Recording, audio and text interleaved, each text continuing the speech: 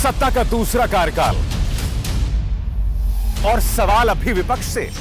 सवाल तो उससे होगा जिसके हाथ में ताकत हो, जिसके हाथ में पुलिस हो, संस्थाएं हो और मीडिया जिसके सामने नतमस्तक हो।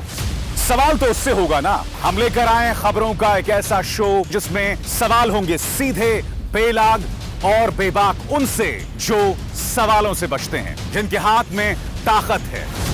बेबाक सिर्फ द लाइव टीवी पर। द लाइव टीवी, सच सबसे आगे। नमस्कार, आप देख रहे हैं बेबाक। मैं अभिसार शर्मा। गृह मंत्री अमित शाह के नेतृत्व में इस देश का लॉ एंड ऑर्डर कितना बड़ा मजाक बन गया है दोस्तों, आपको यह वीडियो देखकर पता चल जाएगा। पिंकी चौधरी, वो शख्स जिसने जंतर मंतर में समाज की शांति को बिगाड़ने के लिए, अराजकता मचाने के लिए, मुसलमानों के विरोध में भद्दे नारे लगाए थे, उसे दिल्ली पुलिस इतने दिनों तक तलाश कर रही थी। वो आराम से अपने घर में बैठा हुआ था और अब देखिए किस अंदाज में आज उसने सरेंडर किया। इसे कंधे में उठाए लोग इसे पुलिस स्टेशन ले गए। इससे ज्यादा मजाक क्या दिल्ली पुलिस का हो सकता है? इससे ज्यादा मखौल क्या दिल्ली के लॉ एंड ऑर्डर का हो सकता है? हमारे देश की राजधानी और वहां पर इस तरह का मजाक हो रहा है। मैं इस तस्वीर को भी नहीं भूला हूं। कोमल शर्मा जो जेएनयू में घुसी थी, वहां पर इसने हिंसा मचाई थी और आज तक वो कोमल शर्मा कहां है किसी को नहीं मालूम। उससे अब तक पूछताछ तक नहीं हुई है। मगर दूसरी तरफ उमर खालिद और उनके अलावा कई लोग पिछले 1 साल से जेल के अंदर हैं। उमर खालिद पर जो चार्जशीट दाखिल की गई है उस पर ढेरों सवाल हैं। मसलन दिल्ली पुलिस ने जो चार्जशीट बनाई थी उमर खालिद के खिलाफ, वो आधारित थी रिपब्लिक और न्यूज 18 के कुछ क्लिप्स पर, और वो क्लिप्स लिए थे भारतीय जनता पार्टी के नेताओं से। हमारी दिल्ली पुलिस इस तरह से काम करती है दोस्तों। और पिंकी चौधरी ने इस तरह से दिल्ली के लॉ एंड ऑर्डर पर, दिल्ली पुलिस पर, या आगे भी मैं कहूं हमारे गृह मंत्री अमित शाह के काम करने के तरीके पर एक करारा तमाचा मारा है।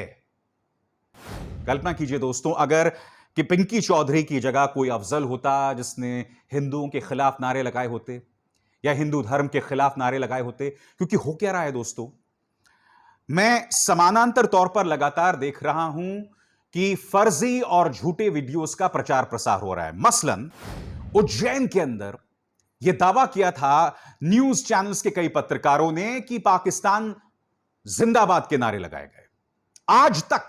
आज तक उज्जैन पुलिस वो वीडियो पेश नहीं कर पाई है।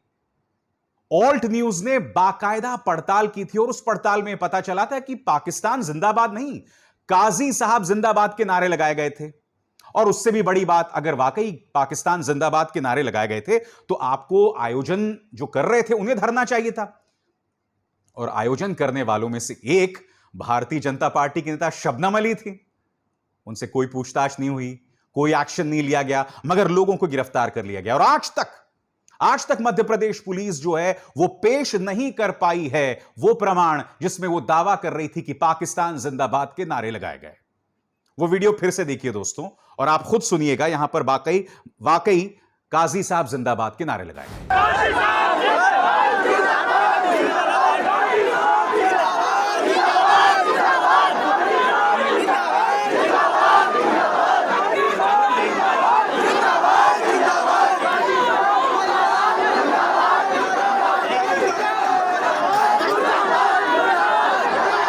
मैं फिर दोहराना चाहूंगा, अगर वाकई पाकिस्तान जिंदाबाद के नारे लगाए गए तो आप एक्शन लीजिए, कड़े एक्शन लीजिए, मगर प्रमाण तो पेश कीजिए। एक के बाद एक इस तरह से मिसाल सामने उभर कर आ रही है कि इस देश का लॉ एंड ऑर्डर, इस देश की पुलिस एक मजाक बन गई है।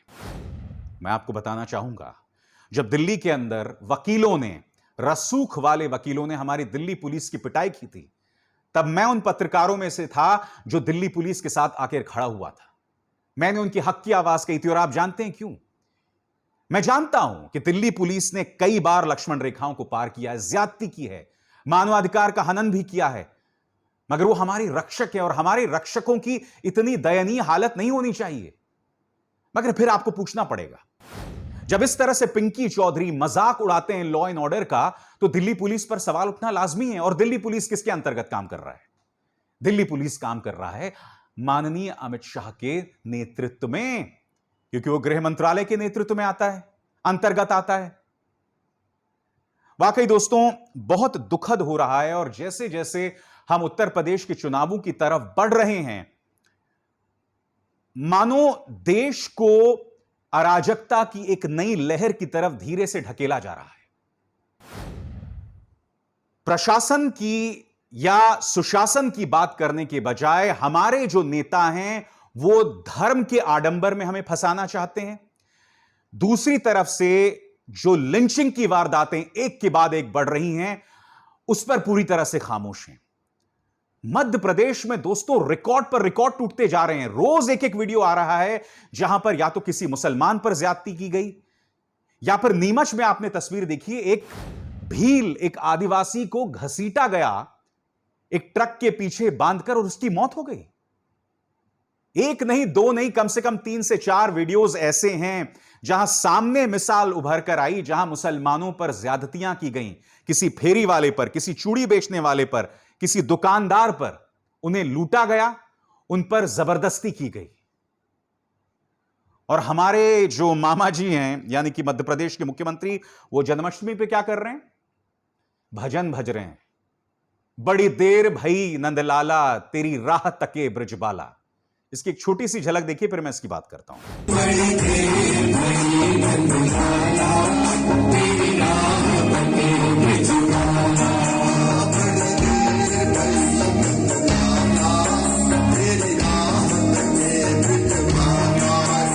आप जब भी गाते हैं ना, मुझे बहुत अच्छा लगता है शिवराज जी, बहुत आत्मीय, बहुत ही अच्छा लगता है। मगर मैं आपसे एक सवाल पूछता हूं, मध्य प्रदेश की जनता इंसाफ का इंतजार कर रही है। जब मैं नंदलाला की बात करता हूं तो मैं नंदलाला को इंसाफ का प्रतीक भी मानता हूं, क्योंकि कृष्ण से बड़ा इंसाफ का कोई प्रतीक नहीं हो सकता। आप उस इंसाफ से लोगों को महरूम रख रहे हैं, और आप जानते हैं कि आपसे गवर्नेंस संभल नहीं रही है, आपसे गवर्नेंस हो नहीं रही है, तो इन तमाम चीजों को बढ़ावा दिया जा रहा है। और आपका प्रचार तंत्र किस पर दोष मढ़ रहा है? कांग्रेस पर दोष मढ़ रहा है। अरे जो लोग इन लोगों को अंजाम दे रहे हैं, उन्हें सरपरस्ती क्यों मिल रही है? क्यों हौसले बुलंद हैं? बताइए ना मुझे। और ये हर तरफ दिखाई दे रहा है मुझे। अब जाकर ये देखिए, रेखा शर्मा महिला राष्ट्रीय आयोग की अध्यक्ष हैं, वो ये दावा कर रही हैं एक नहीं 2 एफआईआर दर्ज किए गए हैं यति नरसिंहानंद सरस्वती के खिलाफ। यानी कि जब इस आदमी ने भाजपा की महिला नेताओं पर गंदी गंदी गालियां दी, तब आपने एफआईआर दर्ज किया। जब तक ये मेरी हिंदू महिलाओं का अपमान कर रहा था, ये जो हिंदू महिलाओं को वेश्या बता रहा था, अनाप शनाप बातें कर रहा था, तब तक आपने कोई एक्शन नहीं लिया।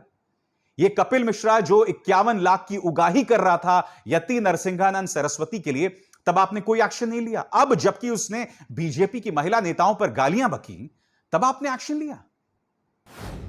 मैं आपको तमाम मिसालें क्यों बता रहा हूं? देखिए, चाहे पिंकी चौधरी हो, यति नरसिंहानंद सरस्वती हो, या फिर मध्य प्रदेश में जो हो रहा हो, ये सब मिसालें इस बात की प्रमाण हैं कि लॉ एंड ऑर्डर बीजेपी से नहीं संभल रहा है, और जनता को भटकाने के लिए वही धार्मिक आडंबरों में फंसाने का प्रयास है। एक और मिसाल देता हूं मैं आपको। 4 साल गुजर चुके हैं, मुख्यमंत्री आदित्यनाथ ने यह फरमान जारी किया है कि मथुरा के अंदर अब आप शराब नहीं बेच सकते, आप मांस नहीं बेच सकते, और अब जो लोग शराब और मांस बेच रहे थे वो दूध का व्यापार करेंगे। बहुत खूबसूरत विचार हैं आदित्यनाथ जी। मैं एक अरसे से इस बात को मानता हूं, क्योंकि मथुरा एक धार्मिक नगरी है, यहां मांस का सेवन नहीं होना चाहिए, शराब का सेवन नहीं होना चाहिए, बहुत अच्छी बात। मगर मैं कुछ और कहना चाहता हूं आपसे। 4 साल गुजर गए, अब जाके आपको जनसंख्या कानून की याद आती है? 4 साल गुजरने के बाद, जब चुनाव का साल है, उसी तरह से मथुरा में भी आपको धर्म की तब याद आ रही है, धर्म आपको खतरे में तब दिखाई दे रहा है जब सामने चुनाव दिखाई दे रहा है। क्योंकि देखिए, आपने कोरोना को जिस तरह से हैंडल किया, उस पर तो आपको वोट नहीं मिलने वाले हैं, कानून व्यवस्था पर आपको वोट नहीं मिलने वाले हैं। ठीक है, कानून व्यवस्था के अंतर्गत जो गैंगस्टर्स हैं, वो किस तरह से आपके नौकरशाहों, पुलिस के साथ लगातार जिनकी साठगांठ रही, वो तमाम हकीकतों को देखकर तो आपको वोट नहीं मिलने वाले हैं ना। विकास दुबे को कौन भूल सकता है, उसका इनकाउंटर करा दिया, वो एक अलग बात है, आप अपनी जो है पीठ थपथपाते रहिए। मगर अगर वो जिंदा पकड़ा जाता और फिर उसके मुंह से कुछ खुलासे होते, न जाने कितने सफेदपोश फंस जाते।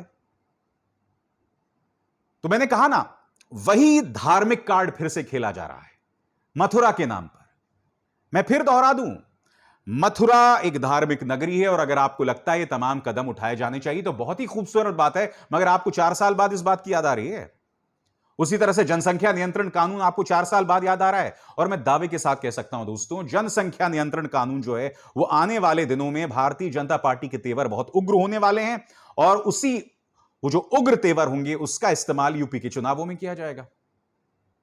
हर तरफ हर छोटी से छोटी चीज को आप लोग जो हैं वो धर्म में लपेट रहे हैं और इसका शिकार कौन हो रहा है? लॉ एंड ऑर्डर हो रहा है। फिर इस तस्वीर को देखिए, पिंकी चौधरी एक हीरो की तरह इसने आज सरेंडर किया। एक सीधा सा सवाल, यह आदमी बाकायदा न्यूज स्टूडियो की डिबेट्स में पार्ट ले रहा था। यह देखिए एबीपी न्यूज का डिबेट, पिंकी चौधरी भागे, फिर यहां पर एक एंकरा हैं जो पिंकी चौधरी के साथ डिबेट कर रही हैं। ये दोनों तस्वीरें देखिए, एबीपी न्यूज और आज तक ये डिबेट में शिरकत कर रहा था। जब ये डिबेट में शिरकत कर रहा था तो दिल्ली पुलिस को नहीं दिखाई दे रहा था। आप लोगों ने लॉ एंड ऑर्डर का माहौल बना दिया है, मजाक बनाकर रख दिया है, सिर्फ इसलिए क्योंकि आप ये सोच रहे हैं कि भाई पिंकी चौधरी पर अगर हमने सख्ती की तो कहीं हमारा हिंदू वोट बैंक तो नहीं कट जाएगा। जो आदमी समाज के अंदर अराजकता मचाने का प्रयास कर रहा है, आपको उससे जुड़े लोगों के वोट की परवाह है। कितने शर्म की बात है। यति नरसिंहानंद सरस्वती पर आप एक धर्म संकट में थे कि इस आदमी के खिलाफ एफआईआर दर्ज किया जाए या ना किया जाए, मगर फिर आपने कुछ दिनों में देखा, अरे जैसे इसने हिंदू महिलाओं को नहीं, जब इसने बीजेपी के महिलाओं को गाली दिया तो हमारे जो 2 रुपए के चिंटू हैं, 2 रुपए प्रति ट्वीट पर बिकने वाले जो इनके सोशल मीडिया में चिंटू हैं, उनमें जैसे ही नाराजगी हुई तो आपने बोला चलो अब यति नरसिंहानंद सरस्वती को भी लपेटा जाए। यह सब क्या बतलाता है? लॉ एंड ऑर्डर के कोई मायने नहीं है, कोई मायने नहीं है।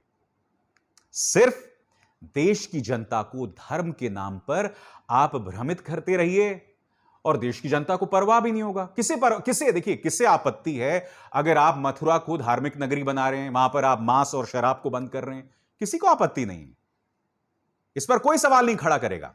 मगर यह सवाल कोई नहीं करेगा कि उन्नाव की एक गौशाला में गायों की लाशें बिखरी पड़ी हुई थी। और यह मेरा दावा नहीं है, अमर उजाला के एक पत्रकार ने ट्वीट किया है। अब आपने अब तक उस पर एफआईआर नहीं किया तो मैं ये मान के चल रहा हूं खबर झूठी नहीं होगी। उन्नाव में कोई बहुत छोटी मोटी जगह नहीं है। तो मैं मुख्यमंत्री आदित्यनाथ के प्रशासन से कहना चाहता हूं, जब आप मथुरा को धार्मिक नगरी बता रहे हैं तो हमारी गायों की ऐसी कैसी हालत है भाई? उन्नाव में दुर्घटना कैसे हो सकती है कि इतने बड़े पैमाने पर गायों की लाशें दिख रही थी वहां पर? उस खबर की आप पुष्टि कीजिए ना, क्योंकि अब तक आपने कोई टिप्पणी नहीं की है। तो क्या माना जाए, वो खबर सही है या गलत है? गाय भी तो धर्म का प्रतीक मानते हैं ना आप। हमारे जो भावनाएं हैं उनसे जुड़ी है गाय हमारी माता है। तो मैं आपसे पूछना चाहता हूं, आप उन्हें कैसे भूल गए? वाकई दोस्तों, इन्होंने मजाक बनाकर रख दिया है। मैं आपको एक और चीज दिखाता हूं। मैंने कहा ना, धर्म के आडंबर में देश की जनता को गुमराह किया जा रहा है। अब देखिए, यह दावा भारतीय जनता पार्टी के कई नेताओं ने किया। यह दावा इन्होंने किया कि पहली बार श्रीनगर में जन्माष्टमी मनाई गई 32 सालों में पहली बार। यह दावा पूरी तरह से भ्रामक है, झूठा है। ऑल्ट न्यूज ने इसकी पड़ताल की है। पहले तो मैं आपको बताना चाहता हूं किन किन लोगों ने दावा किया। आपके स्क्रीन पर ये योगी देवनाथ हैं। इन्होंने कहा 32 साल बाद कश्मीर में निकाली गई श्री कृष्ण जन्माष्टमी शोभा यात्रा। फिर जी न्यूज, न्यूज 18 को ये सुरेश चवणके है, नई दुनिया, ये तमाम लोग दावा कर रहे हैं। शौर्य डोभाल, अजीत डोभाल के बेटे, उन्होंने भी कहा कि थैंक्स टू नरेंद्र मोदी जी, 32 साल में पहली बार हिंदू समुदाय जो है वो जन्माष्टमी श्रीनगर में मना रहा है। मगर जब इस बात की पड़ताल हुई तो यह पता चला कि 2004, 2013, 2005, 2006, 2007, 2012 इन तमाम मौकों पर जन्माष्टमी श्रीनगर में मनाई गई। यह बात अलग है कि उसका शोर नहीं हुआ। और यही नहीं, ऑल्ट न्यूज ने बात की श्रीनगर में बेस्ड संजय टिक्कू से। अब संजय टिक्कू कौन है? वो है कश्मीर पंडित संघर्ष समिति के अध्यक्ष। उनसे बात की और उन्होंने क्या कहा, मैं आपको पढ़ के सुनाना चाहता हूं अंग्रेजी में। To the best of my knowledge the festival has been celebrated each year since 2003 except in 2008 because of Amarnath Land Rao, 2010 murder of Tufail Mattu, 2014 because of floods, 2016 death of Burhan Wani, and 2019 to 2020 abrogation of 370 and COVID-19. मगर इसके अलावा हमेशा लाल चौक में जन्माष्टमी मनाई गई है। भ्रामक प्रचार, मगर उसके पीछे भी वही सोच है। इसके पीछे भी वही सोच काम कर रही है कि देश की जनता को बताना कि देखो साहब, हमने लाल चौक में जन्माष्टमी मनवा ली। आप लोगों में से कई लोग मेरी बात से इत्तेफाक ना रखें, मगर ये जो पूरा तार जुड़ा हुआ है ना, ये तार सीधा आगे 7 महीने बाद जाकर जुड़ रहा है उत्तर प्रदेश के चुनावों से, और कुछ नहीं। और मैं फिर कह रहा हूं, जो हर बार मैं अपने शो में कहता हूं, आने वाले दिनों में ये और उग्र होगा ये प्रचार। मुझे दुख और चिंता इस बात की है, आशंका इस बात की है, डर इस बात की है कि यह कहीं ना कहीं हिंसक दुष्प्रचार के तौर पे भी सामने उभर कर आएगा। क्योंकि इन्हें साथ किसका मिलता है? इन्हें साथ मिलता है मुख्यधारा के न्यूज चैनल्स का। मैंने आपको बताया, देश के सबसे धनी आदमी मुकेश अंबानी का न्यूज चैनल यह भ्रामक प्रचार कर रहा है कि 32 साल में पहली बार जन्माष्टमी जो है वो लाल चौक में मनाया गया, जबकि खुद वहां पर जो कश्मीर पंडित समिति के जो अध्यक्ष हैं, जिनका नाम संजय टिक्कू है, उन्होंने खुद बताया नहीं, इससे पहले भी मनाया जाता रहा है। और आप गूगल कीजिए ना, आपको कुछ और नहीं करने की जरूरत है। मगर बड़े बड़े लोगों का इन्होंने इस्तेमाल किया, न्यूज चैनल्स का इस्तेमाल किया, और ऑफ कोर्स इनके जो प्रचार के चिंटू हैं चवन के टाइप, उनका भी इन्होंने इस्तेमाल किया। मगर जब असली बात आती है लॉ एंड ऑर्डर को बनाए रखने की, तब इनके पास कोई प्लान नहीं है। तब ये पूरी तरह से एक्सपोज दिखाई देते हैं। आज आप जानबूझकर वोट की राजनीति को देखते हुए, बहुमतवादी वोट की राजनीति को देखते हुए लॉ एंड ऑर्डर का आंशिक इस्तेमाल कर रहे हैं। यह एक फूल प्रूफ तरीका नहीं है लॉ एंड ऑर्डर बहाल करने का। इसका खमियाजा देश की जनता भुगत सकती है, यह मैं आपको आगाह कर रहा हूं। दोस्तों, आज बेबाक में दूसरा मुद्दा पश्चिम बंगाल की राजनीति को लेकर है, क्योंकि एक अरसे से मैंने पश्चिम बंगाल की राजनीति की बात नहीं की। और अगर यह खबर बिल्कुल उल्टी होती ना, तो इस वक्त न्यूज चैनल्स में उसको लेकर, जिसे कहते हैं ना, जबरदस्त नॉन स्टॉप कवरेज चल रहा होता। क्या आप जानते हैं कि भारतीय जनता पार्टी का तीसरा विधायक ममता बनर्जी की तृणमूल कांग्रेस समिति में शामिल हो गया है? खबर आपके सामने। MLA leaves BJP for Trinamool, third to return after Mamata Banerjee's win. यानी कि 3 अब तक बीजेपी के विधायक जो हैं वो ममता बनर्जी के साथ शामिल हो गए हैं। कौन कौन है, मैं आपको बताना चाहता हूं दोस्तों। खबर आपके सामने है। जो अब ताजा एमएलए शामिल हुआ है उनका नाम है बिस्वजीत दास, और वो जीत गए थे, जाहिर सी बात है, तभी एमएलए हैं। बिस्वजीत दास के अलावा तन्मय घोष, वो सोमवार को शामिल हुए थे, यानी कि अभी 2 दिन पहले। यही नहीं, आप जानते हैं कि खुद मुकुल रॉय भी जो हैं वो शामिल हो गए हैं। इसका मतलब यह हुआ कि भारतीय जनता पार्टी, जिसके 77 विधायक थे, अब वो 72 पे आ गया है। लगातार किसी ना किसी कारण से भारतीय जनता पार्टी के जो विधायक हैं वो अब तृणमूल कांग्रेस का रुख कर रहे हैं। मगर मेरा सवाल कुछ और है दोस्तों, यह एक्सपोज करता है हमारी गोदी मीडिया को। क्या यह बड़ी खबर नहीं है? क्योंकि आप जानते हैं कि पश्चिम बंगाल में कितना आक्रामक प्रचार किया गया था। हम में से कई लोग ये मानने को ही नहीं तैयार थे कि ममता बनर्जी जीत भी सकती हैं। उस सारे प्रचार का न सिर्फ ममता बनर्जी ने सामना किया, बल्कि जीत के बावजूद उनके मंत्रियों को गिरफ्तार किया जा रहा था। उनके जो एक खास ब्यूरोक्रेट हैं अलपन बंदोपाध्याय, उन पर भी एक्शन लिया गया, उन्हें भी दिल्ली बुलाया गया था, मगर उसमें भी ममता बनर्जी इन पर 20 साबित हुई, इनके 19 पर 20 साबित हुई। और अब तीसरा विधायक जो है उनके साथ शामिल हो गया। मैं आपसे पूछना चाहता हूं, क्या इस खबर पर चर्चा नहीं होनी चाहिए? क्या इस पर प्राइम टाइम डिबेट नहीं होना चाहिए? मैं जानता हूं आप लोगों में से कई लोग कहेंगे भाई अभिसार आपको इस खबर से शुरुआत करना चाहिए था बेबाक का, मगर फिर एक राजनीतिक खबर है दोस्तों। आप खुद बताइए ना, पिंकी चौधरी के नाम पर दिल्ली पुलिस जिस तरह से एक्सपोज हो रही है, अमित शाह जी के नेतृत्व में लॉ एंड ऑर्डर जिस तरह से एक्सपोज हो रहा है, वो ज्यादा बड़ी खबर है, या बीजेपी का तीसरा विधायक वो तृणमूल कांग्रेस में शामिल हो गया, वो ज्यादा इंपॉर्टेंट है?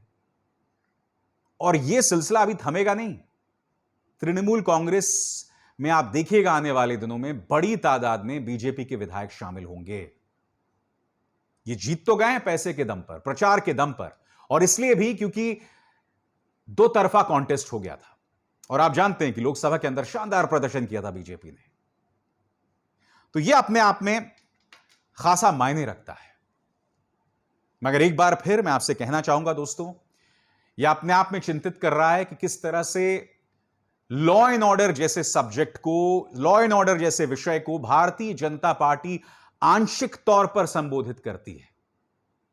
इससे हमारी लॉ एंड ऑर्डर की जो जड़ें हैं, कानून व्यवस्था की जड़ें हैं, वो कमजोर हो रही हैं। और जाते जाते एक और चेतावनी मैं आपको देना चाहता हूं। हमारे देश के अंदर कुछ तालिबान के हिमायती आ गए हैं।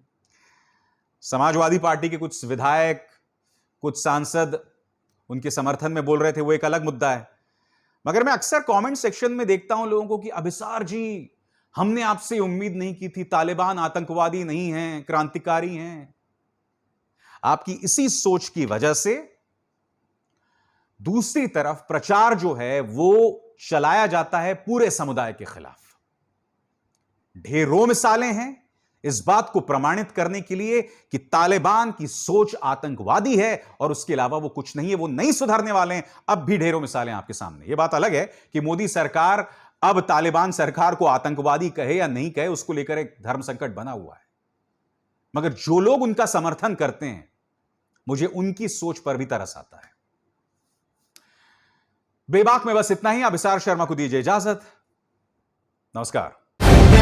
द लाइव टीवी, सच सबसे आगे।